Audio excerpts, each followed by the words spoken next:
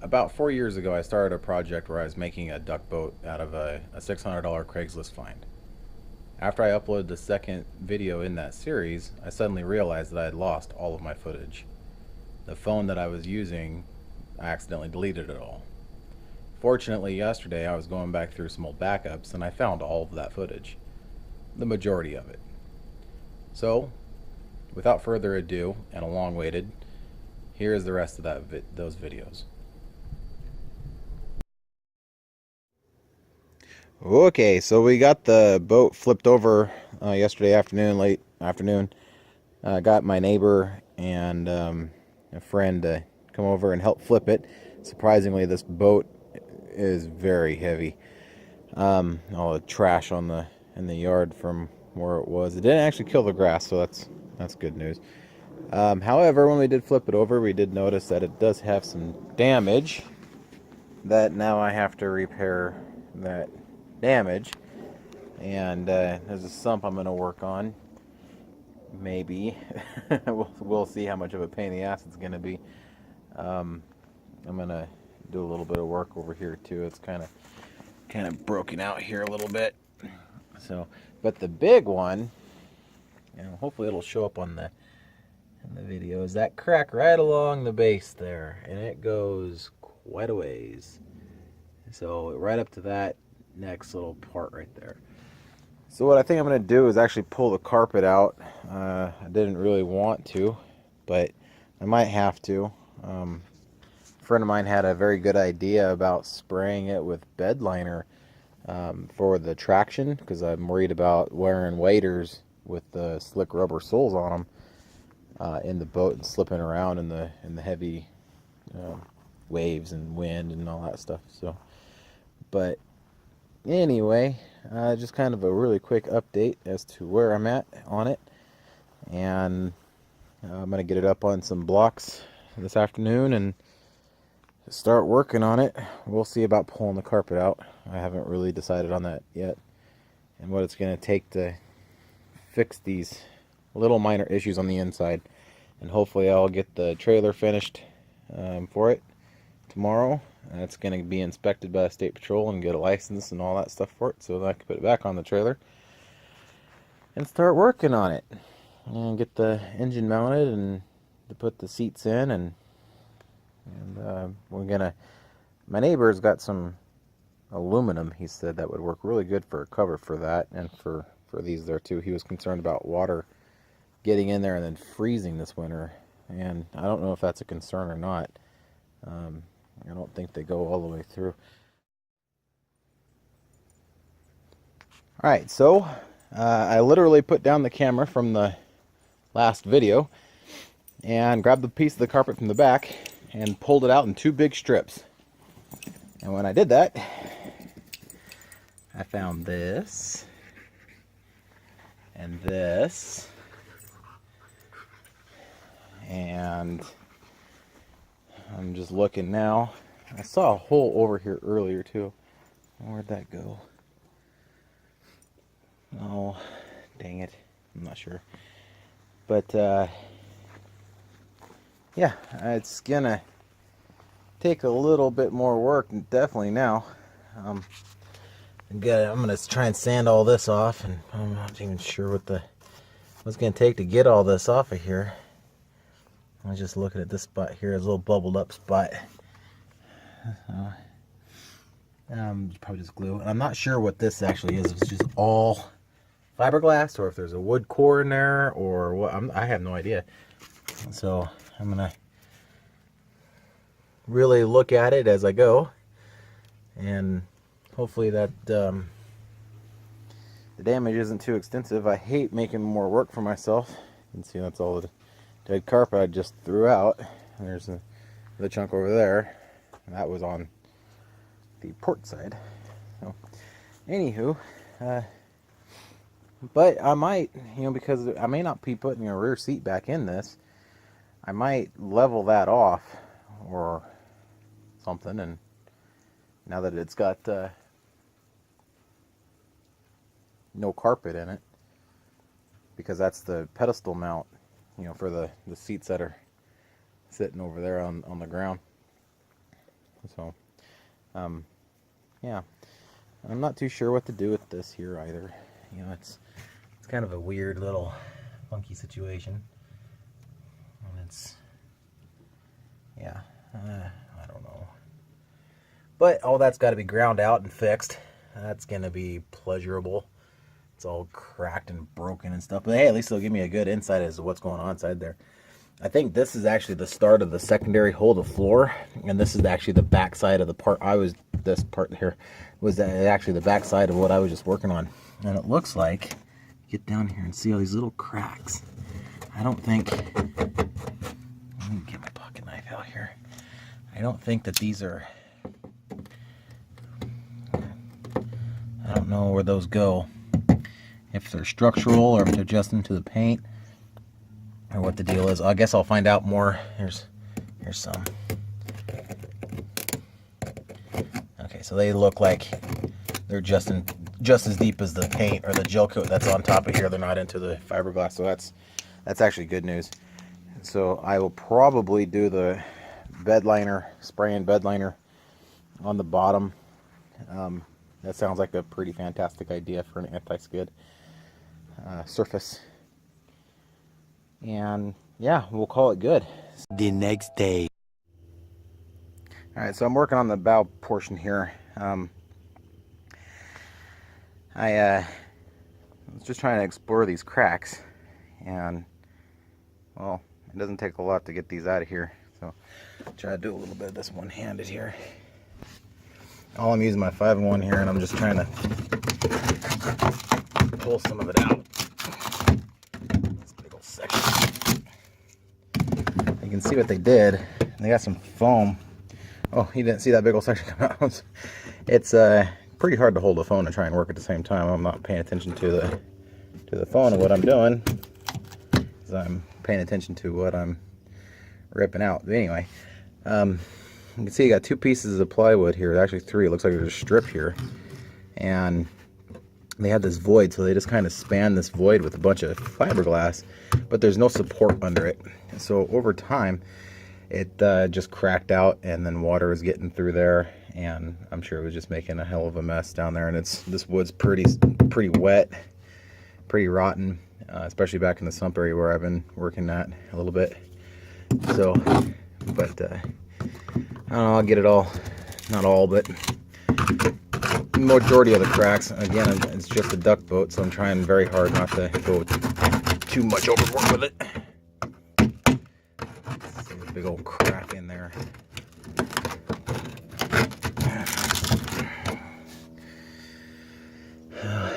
Down here, I got some acetone working on this glue. I tried sanding it back here in this back corner, and sanding this glue doesn't work so well. So using a little bit of acetone, I ran out. This is just an experiment, a little bit left I had from working on the underside of the boat. It works pretty good.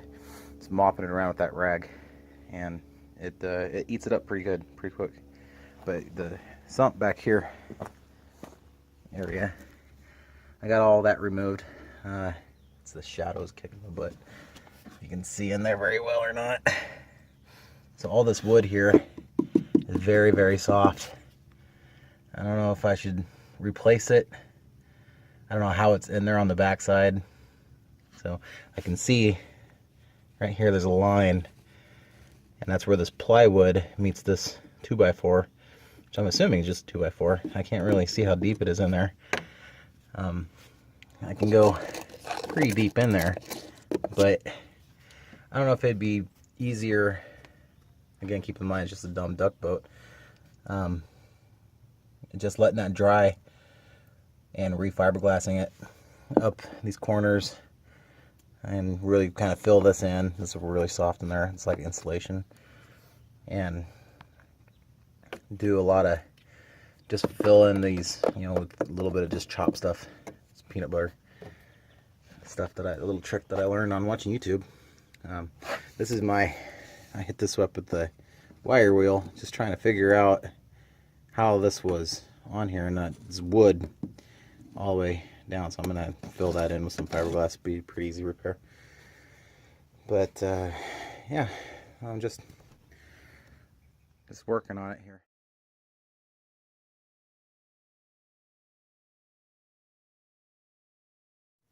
Okay, I just now finished getting the boat back on the trailer, and I am completely by myself. I did it all by myself, everything. It was hairy for a little bit. You can see all the blocks of wood and the 2 floor jacks I have out here in grass, which I found out this grass isn't very level. But there's a quick update. It's back on the trailer, and I did get the boat inspected. Everything works. And there was a little bit of confusion as to how old the boat is. But I did get, as you can see right there on the tongue, a VIN number. So, yay. However, somebody once told me a long time ago, I don't even remember who it was, but they said life is made up of nothing but challenges. And it's how you overcome those challenges that defines your character as a human being. Well, I have a new challenge. I didn't know it until I just got the boat back on the trailer, but it took a good solid hour and a half to do so. I'm slowly moving the trailer under it, jacking it up and lowering it down and whatnot. But anyway, the new unforeseen issue that I have is this keel. So as you recall, I've refiberglassed that entire bottom keel, and I thought I did a pretty good job of making it the right profile as it was on there. This, of course, is after I aligned this boat to the trailer. But as you can see right back here, it's a kind of a crappy angle. And now the bunk that is now fully secured, bolted from underneath, the railing right there, does not meet up with the boat, except for the very, very back there, which tells me that I have to do something with this new front roller that I already welded and finished. And yeah, not sure what I need to do. I can't really lower it down because it's already as far low as I know how to go, and the front roller up here is up against it. So what I did when I first aligned this boat to this trailer is I took all that crap off up front here, and it sat flat on the bunk. I had it up on a jack, figured out where it was, and welded that wheel in place, and then just slid this one up to it, and that was that. But as you can see, that's a huge gap. I mean, huge gap. I can't have that. So I have to figure out something else. I don't know what that something else is yet. Oh, I'm sure I'll figure out something though. I'm pretty intelligent and jerry-rigging this kind of thing. So as you can see, I haven't really done much more on the inside. I've been working on the trailer, got it finished, inspected, did a little bit more welding on it. Horrible welds. That galvanizing doesn't like to stick. My welder's not too hot, so it doesn't like to melt in much. But I did reinforce it a little bit better. So, but I got the boat back on the trailer, and I can get it off my grass, and my wife will be happy. You can see it's starting to get a little brown because I haven't been able to water it, because the boat has been in the way. But such is life.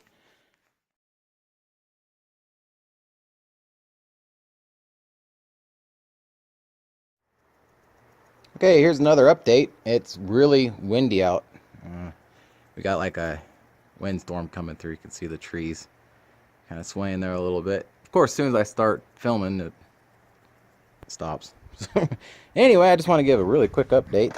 I am currently fiberglassing the sump here. I did a bunch of work last night as far as cleaning the glue out. That was a mess and a half. And up front here, there's a little bit of the wind. Hopefully you can still hear me okay.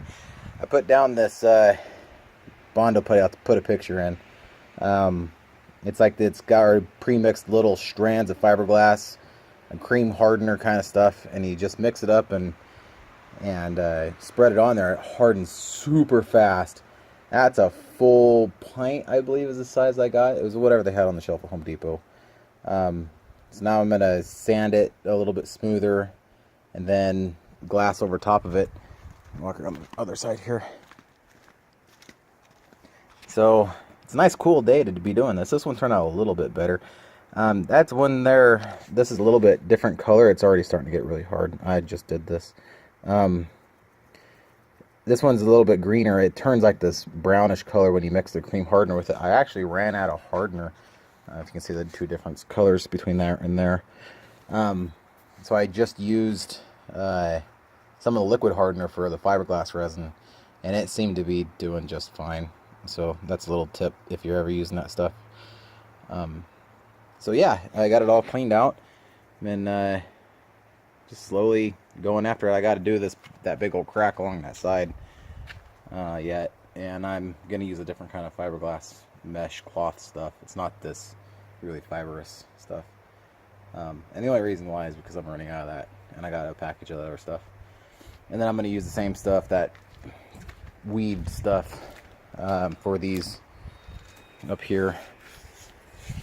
You can see this one's really bad. Set that down. This one's really bad. You can see it. It's got a big old crack along here. So I'm going to sand this all down and just redo this and build it up, make it strong. So yeah, it's coming along. It's a lot of work, but this right here has been a pain in the neck. I did not replace the wood. I just figured it'd be a lot more work to replace it. I'm probably gonna have to replace it in the long run, but you know, I'm running out of time this year. So duck season is just a few short weeks away. So, well, there it is, and moving right along. Stand by for the next one. Alright, I got the boat inside the garage now. Mainly because it's dumping rain outside, and I've got things to do. So, I did a couple things with the bed here, and I'm waiting for it to dry. It's the fan, and it is extremely hot in here because I had that space heater right there, that propane space heater running. I'm trying to get it hot in here because it is really, really cold outside. Fall has definitely fallen. So anyway, what I did is I did a truck bed coating. Let me turn off the fan so you can hear me a little better. I did a truck bed coating on the bed, and it's the Rust-Oleum stuff, and it worked pretty well. However, it wasn't quite rough enough for traction, I thought. I figured if I got some really good ice and water built up in there, that it would just be a slip and slide. So somebody talked me into using some of this Rust-Oleum rubberized stuff, and well, it worked as far as getting it down, but it wasn't rough either. So what I did was I coated it with some traction sand, and I don't know if you can see that very well. It's pretty rough. So, and then I sprayed that rubberized stuff over top of it. However, some of this rubberized stuff is not curing. And I don't know if it's just because it's so wet outside, the humidity is really high, and the temperature is really low, that it's not curing. That's why I pulled it into the garage here. And had to clean up a bunch of stuff and move it. There's the new seats right there I got for it. And some bases I'm going to get mounted up if this stuff will ever actually cure. So that's some of the traction sand on there. I didn't actually spray. This is just loose on there. So the other thing I did was I got this aluminum cover on it. That's me experimenting with some padding or something on here to keep it from really rattling around. I'm going to put this lasp. It's already got, you can see, this little doohickey there on it. So what I'm going to do is do something similar to that. I'm going to rivet that in place. That's going to be today. But the other thing, the more pressing thing, I got my license plate. I have to get it mounted up, and I got this cutting board. I'm going to cut up into little pieces, and I'm going to take these little hooks. Sorry, I got my flash on. The only way I can turn it off is to stop the recording, and I don't really want to do that. So I got these little hooks and some hardware, and I'm going to put them on the railing. And on the underside, I'm going to cut up that cutting board, that plastic cutting board, and mount it underneath here. And that way it has something more to pull on than just the little bit of fiberglass and this gunnel. So that's where it is. The rest of the parts for the engine should be here tomorrow, finally. It's taken a while to get, but it is coming. So I've been told by FedEx.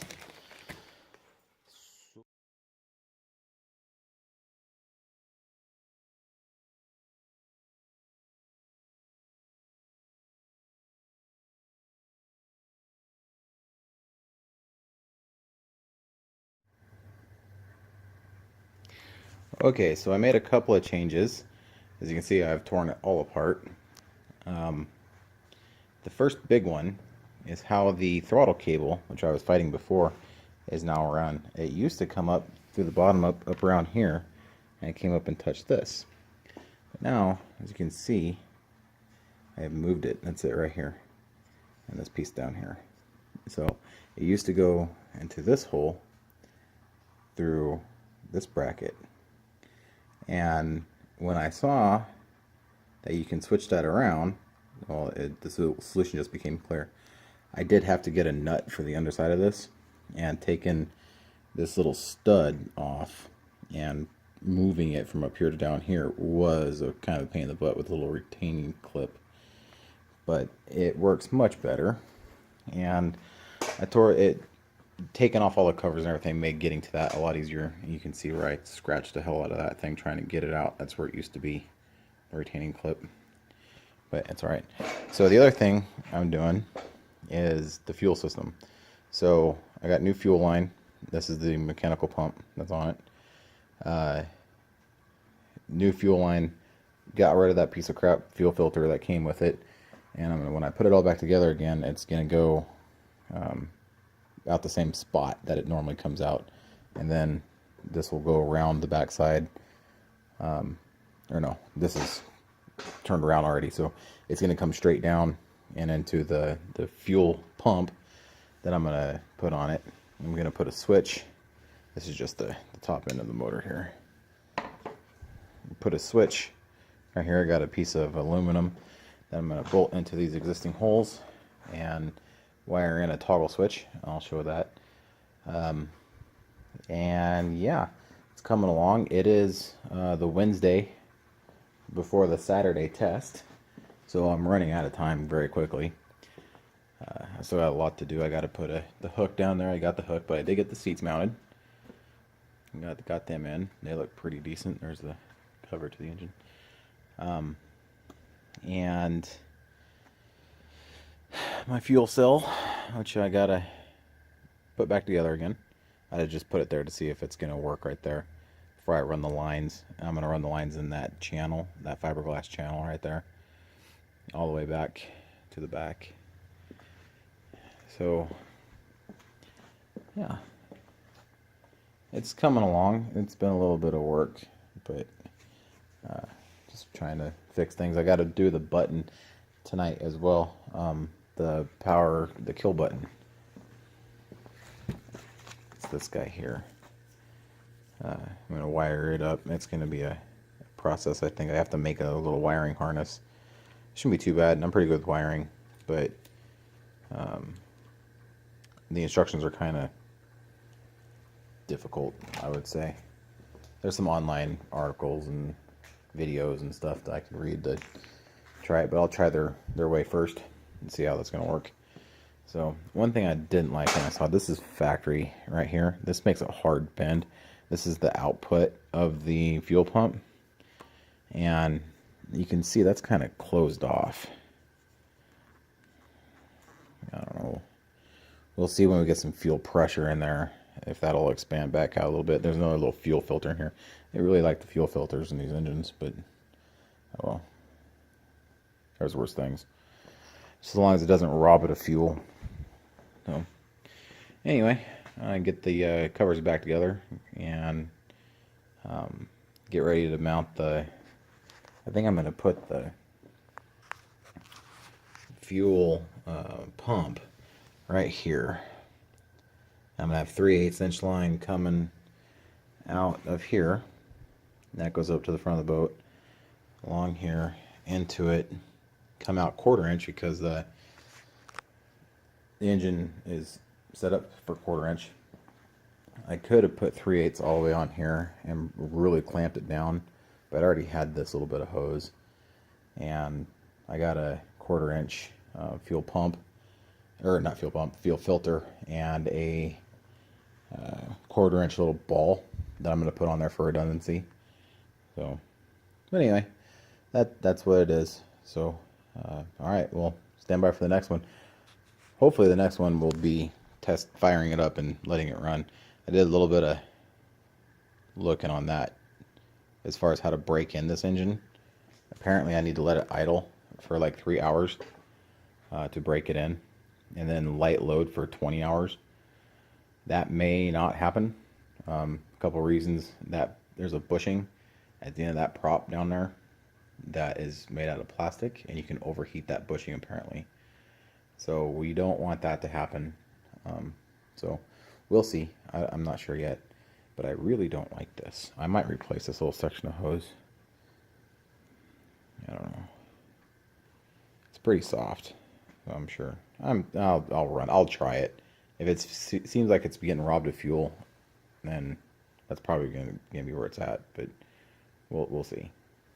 All right, stand by for the next one. The next day. Okay, the time has come. Finally, I'm going to start it for the first time. As you can see, let's look at the front. Fuel cell's up there. 3/8 inch hose runs through that little channel. Comes out here to a Facet marine grade fuel pump. It also necks it down to 1/4 inch because that's what the engine accepts. I have a squeeze ball for redundancy. I had it, so because I thought I was gonna need it. And you can see right here, I got a Clearview fuel filter, and there's no gas in it. I just finished putting oil in it. I did purge the fuel line up to the fuel pump, so it's not just sitting there hammering away on air. So I got the tail on a stand back there. Okay, so we're gonna pull the choke. I don't even know if that's necessary. I'm gonna turn the key on.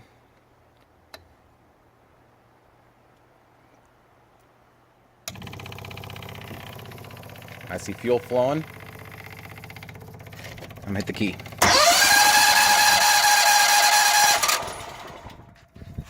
Ooh. Choke off.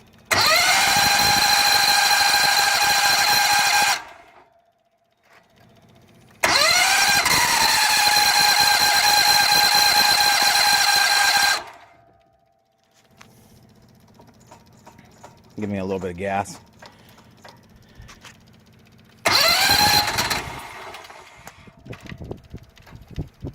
Half choke.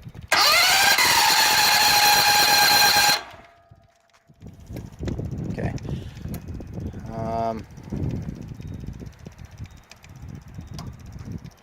A few moments later. Alright, I just got it started. I just had to give it a little bit of gas. It sounds like I might need to adjust the throttle a little bit. It's idling now. Something back there making a sound, kind of a rattling sound. I don't know if I like that too much. But it's running.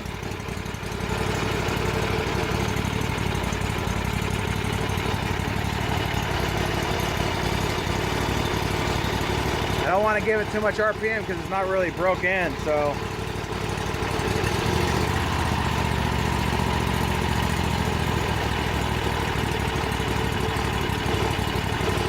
know if I like that rattling sound. I'm gonna jump out real quick and take a look, see if I can find that.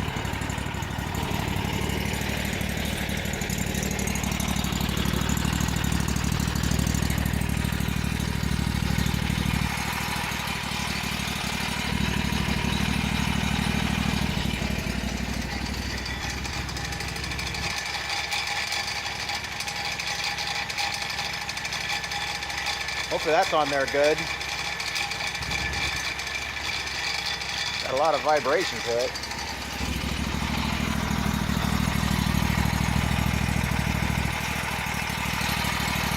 I can feel the heat coming off of this exhaust, so.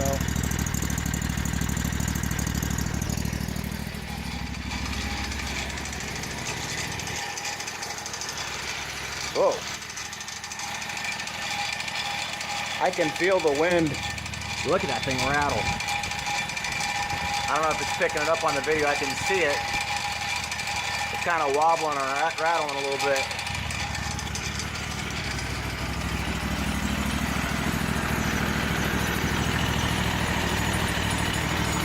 As chinging as that.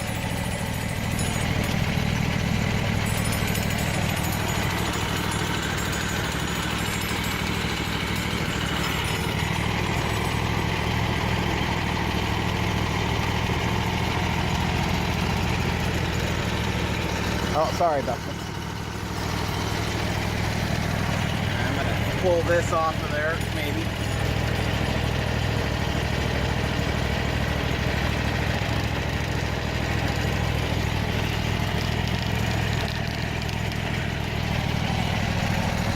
All right, let's see if this button works. I'm gonna kill it, maybe. Yay.